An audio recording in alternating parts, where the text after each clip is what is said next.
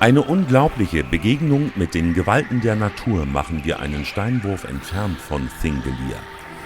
Die Geysire des Haukadalur stoßen in Abständen von etwa 8 bis 10 Minuten gewaltige Wassersäulen empor.